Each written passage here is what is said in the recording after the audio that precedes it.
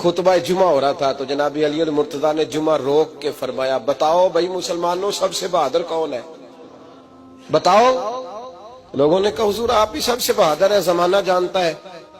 تو جناب علی رو پڑے، فرمانے لگے نہیں میں تمہیں بتاتا ہوں بہادر کون ہے، میں بتاتا ہوں کون ہے۔ میں جب اللہ مجھے توفیق دیتا ہے نا میں حرم کعبہ جاتا ہوں، تو میں جب خانہ کعبہ کے پاس بیٹھتا ہوں نا تو میں یہ والی حدیث یاد کرتا ہوں، یہ روایت میری آنکھوں کے سامنے آتی ہے، اس کو میں اپنے ذہن میں حاشیہ خیال میں لاتا ہوں۔ جناب علی المرتضیٰ فرمانے لگے میں بتاتا ہوں بہادر کون ہے۔ جناب کون ہے؟ فرمانے لگے ایک دن ایسا بھی آیا کہ مکے کے سارے سردار کٹھے ہو کے محبوب پاک پہ حملہ کرنے لگے، حضور کو گرا لیا نبی پر۔ میٹھائی کھانا صرف سنت نہیں، پتھر کھانا بھی سنت ہے، صرف حلوہ کھانا سنت نہیں، پتھر کھانا بھی اس سنت کو بھی ادا کرنا۔ کہتے ہیں تھوڑے سے میٹھے چاول بھی کھا لو، کھانے کے ساتھ سنت ہے۔ میں نے کہا بھائی کبھی کبھی پتھر کھانا بھی سنت ہے، اس پر بھی توجہ کریں، اس کا بھی تھوڑا خیال فرمائیں۔ کہتے ہیں حضرت علی کے کفار مکہ نے نبی پاک صلی اللہ علیہ وسلم کو گرا لیا اور معاذ اللہ تشدد کرنے لگے۔ فرماتے ہیں کوئی زور زور سے پکار رہا تھا، میرے کانوں میں آواز آئی جب میں گھر میں تھا، کوئی زور زور سے پکار رہا تھا، اور وہ کیا کہہ رہا تھا؟ کوئی ابو بکر کو خبر کرو، کوئی صدیق اکبر کو بتاؤ کہ قریش مکہ محبوب علیہ السلام کو تکلیف دے رہے ہیں، بتاؤ۔ حضرت علی کہتے ہیں جب تک میں باہر نکلا تو میں نے ابو بکر کو دوڑتے ہوئے دیکھا، صدیق اکبر کے پیروں میں جوتا کوئی نہیں، سر پہ ٹوپی کوئی نہیں، تینوں لب دیاں آپ گواچے، سانو اپنی خبر نہیں کوئی۔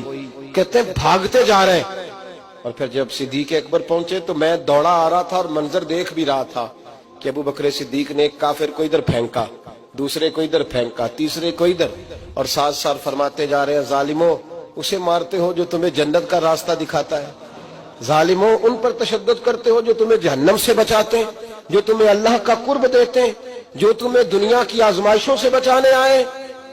کہتے ہیں جب جناب صدیق اکبر نے دیکھا کہ پیچھے نہیں ہٹ رہے، بڑا مشکل کام نہیں کسی کے حصے کی مار کھانا، دین کا نام لے کے اپنا قد اونچا کرنا بڑا آسان ہے، لیکن 4 اینٹیں اٹھا کے کسی مسجد میں لگانی پڑ جائیں تو لوگوں کی شان میں کمی آتی ہے معاذ اللہ۔